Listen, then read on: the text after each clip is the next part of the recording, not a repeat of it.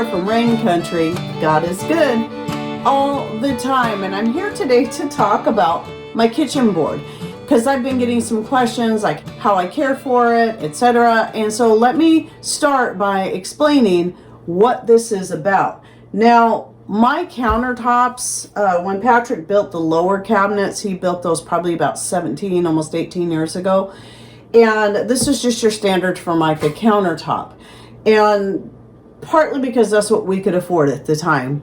And so that's what we went with. But something I didn't think of back then was just how over time they would wear down. And that started to bother me when I noticed light spots. Mostly I do my pies and bread making right here, but sometimes I use the other counter for other things and there's light colored spots there where it's slowly wearing down. So not only is it affecting the looks of my countertop, that also tells me that means that stuff's been getting in my food all these years, and that's troubling. So one of these days I'd really like to get some new countertops in here.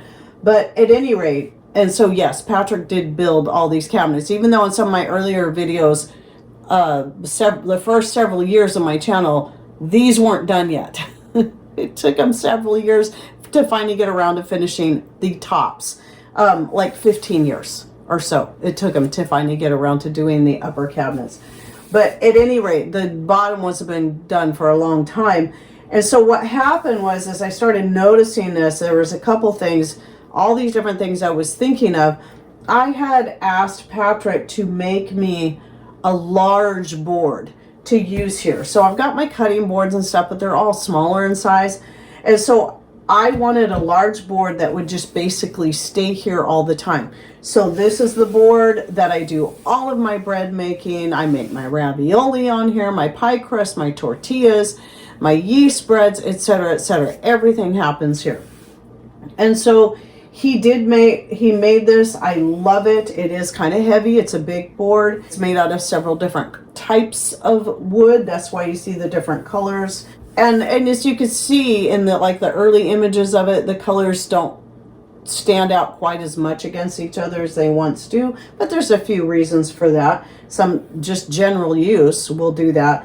But what you see here, I know for sure, is walnut, yew wood, and probably maple, possibly some ash. So there's at least 4 different woods that he used in here, and I love it. It's beautiful. But let me explain a few other things that I did in order to make this easy to use. One of the things was I got myself a thin silicone mat to put under that would be easy to clean off.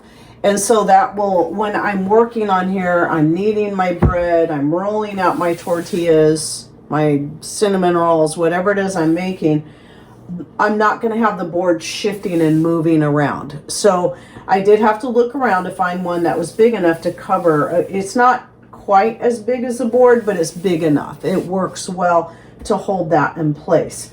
So the very first thing I did with this board, like I do with any of my wood products, especially anything Patrick has made, such as my mortar and pestle, my other smaller cutting boards, my chicken cutting board. In fact, here's a picture of 2 different chicken cutting boards, because for a while he was making and selling them. The darker, they're made out of the same wood, but the darker of the 2 is my own. It's the one I've been treating and using for years. But when he first made it, it looked like the lighter colored one. So this is a very important step whenever you get a wood cutting board, which I highly recommend wood, and that is to treat it. Now, a lot of places will tell you to get the food grade mineral oil. Well, first of all, it's kind of expensive and I don't see the point.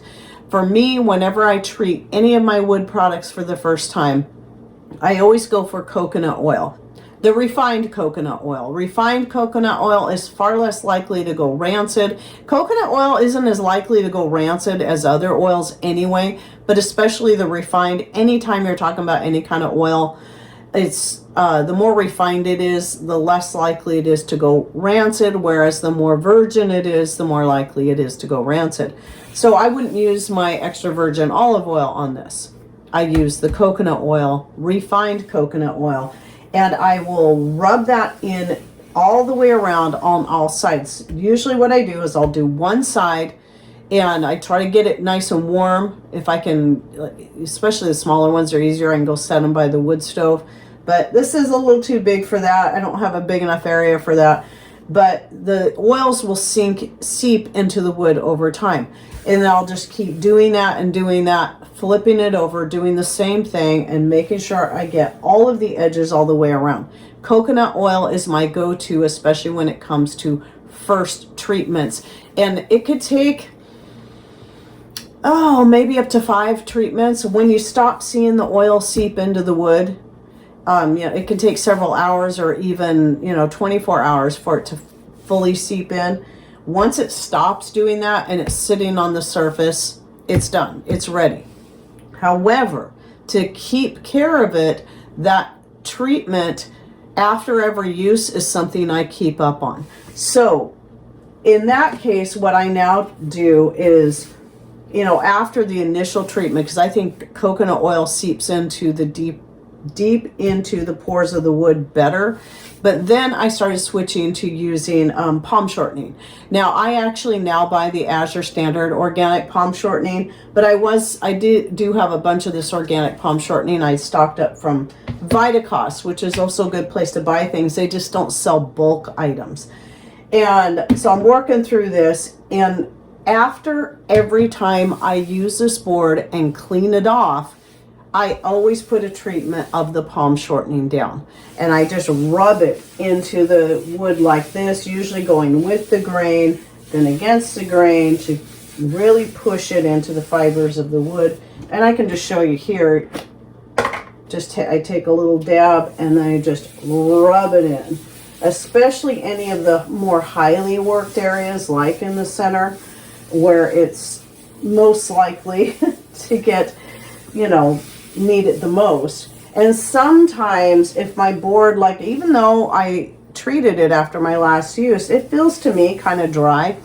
Sometimes even before I go to use it, especially something I'm going to be rolling out and kneading, I might put another treatment down. And that will also make it easier to clean off when I'm done with it. So one of the things I did finally was buy myself what I finally figured out was called bench scraper. I tend to call it my board scraper because, that's what I'm using it for. This is a handy tool. I was before using just a flat stainless steel spatula. This is better because it's got a sharper edge on it, and the way it's designed is easier to hold. And as I'm working my breads, I will continually use this to keep scraping that up and keep everything together. And so I just scrape it like this. And if before I get this video put up, I get a chance to and remember to get a little recording of me doing this with the next batch of bread I'm going to make here, I'll try to squeeze that in there so you can see. But really, it's just a matter of the scraping and then working that in and scraping. And then when I'm completely done with my bread making, I'll go over that several times with the scraper. In this case, I do not go against the grain. I always go with the grain.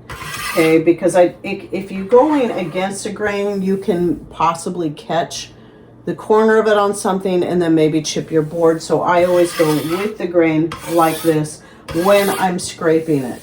And then after that, once I've got everything scraped off as best I can, I just take a warm, damp washcloth and clean it down, rinse it off, wipe it down, rinse it off. And then I'll put, once it's dry, I'll put a treatment of the palm shortening on there. And then periodically what I'll do is I'll pick up the board and I'll flip it to the other side.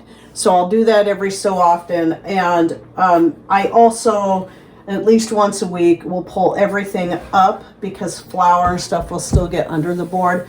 Clean off the mat, clean off the other side of the board. A lot of times I'll stand it up like this so that it can fully dry on both sides before I lay it back down, because I don't want it sitting in water, having dampness on it and having it sit on there, especially against that mat. And so that's how I care for it and keep it in good shape. I don't use any kind of detergents on this board. It's really same thing with any of my other wood products. My other cutting boards, they only get cleaned with water and then treated with coconut oil or the palm shortening. And those are my two main go-tos. Again, starting, if it's a new item, starting with the coconut oil only. That's just my personal preference. I just believe it's going to sink deeper into the wood better. And then using the palm shortening more as the in-between treatments and finishing touch to it. And anyway, so that has worked really good for me. One thing I learned about, once you start taking good care of your cutting boards like this and giving them regular treatments, they're going to last a lot longer. It's something I wish I would have understood a lot sooner, but actually in a way, maybe not so much.